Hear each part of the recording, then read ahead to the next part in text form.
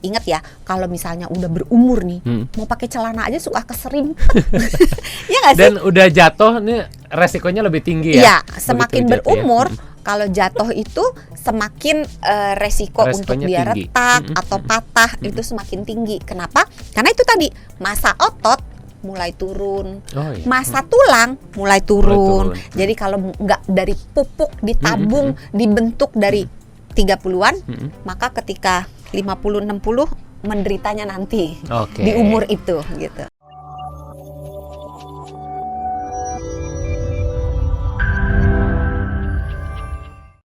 Dokter Santi, kalau kita ngomongin soal umur, ini nggak jauh-jauh dari yang namanya makanan, apa yang kita konsumsi sehari-hari gitu ya, apa yang dimasukkan ke dalam tubuh. Ada nggak sih makanan-makanan yang sehat yang bisa membantu kita untuk tetap prima di umur 30-an ini? Mengingat tadi ya, massa otot, massa tulang turun, maka makanan yang perlu diperhatikan itu asupan protein. Karena memang pada dasarnya orang Indonesia itu banyak yang kurang mengkonsumsi protein, tapi banyak mengkonsumsi karbohidrat dan lemak. Oh iya betul. Coba aja kalau lebih banyak sarapan. nasinya gitu ya.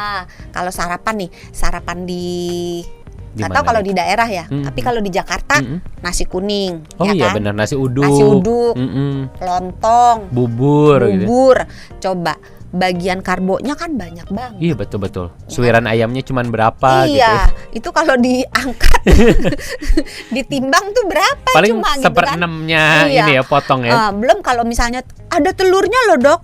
Iya, telurnya itu udah tipis-tipis gitu dipotong. Belum kadang suka dicampur air ya pas masak Iya ya. kan, biar banyak gitu, campur terigu dikit Iya, biar iya. banyak gitu. Terus kalau misalnya telur bulat pun kadang cuma setengah Iya, gitu. iya. Jadi asupan protein tuh kurang gitu. Jadi kalau asupan proteinnya kurang, bergeraknya kurang, latihan bebannya kurang, olahraganya kurang, maka makin cepetlah massa otot kita hilang dan makin cepet massa tulang kita hilang.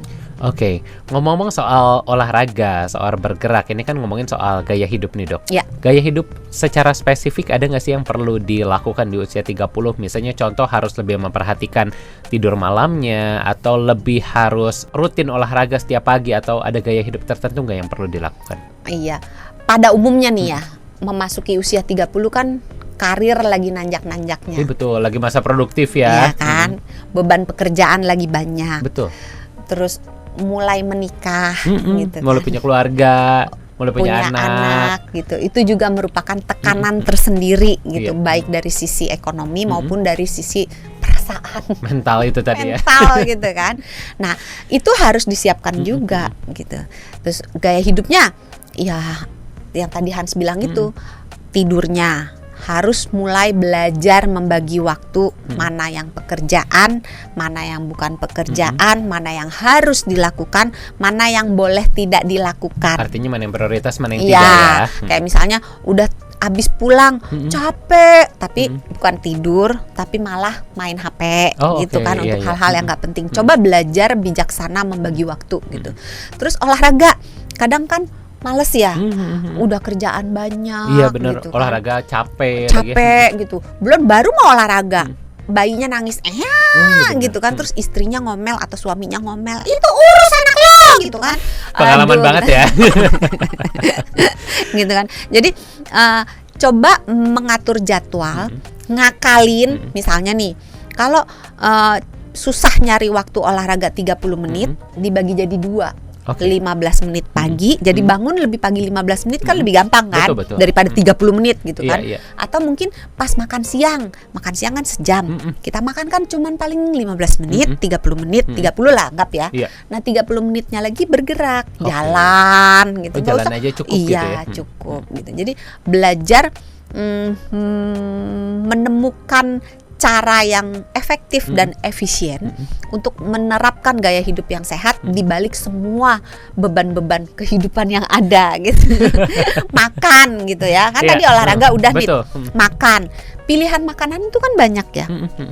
Kadang karena pekerjaan seseorang itu bisa tergelincir di pola makan. Contoh nih, saya sering dapat pasien yang, dok kan kerjanya entertain tamu, misalnya dia marketing atau apalah pekerjaannya yang ketemu klien, dok masa diajak makan aku nggak makan gitu. Nah, belajar memilih segala sesuatu yang ada di tempat yang buruk, yang paling tidak buruk, yang terbaiknya gitu ya. Contoh, kalau misalnya kliennya makan nasi padang yuk gitu, semua kan taunya makan nasi padang tuh jelek gitu. Tapi tidak semua menu yang ada di nasi padang itu yang tidak bisa dimakan kalau mau sehat gitu. Contoh, nasi sama daun singkongnya aja. Itu ngirit kali ya. Jadi misalnya kan ada ayam panggang, ada ayam bule gitu. Nah, ayam panggang relatif lebih baik daripada ayam bule gitu kan.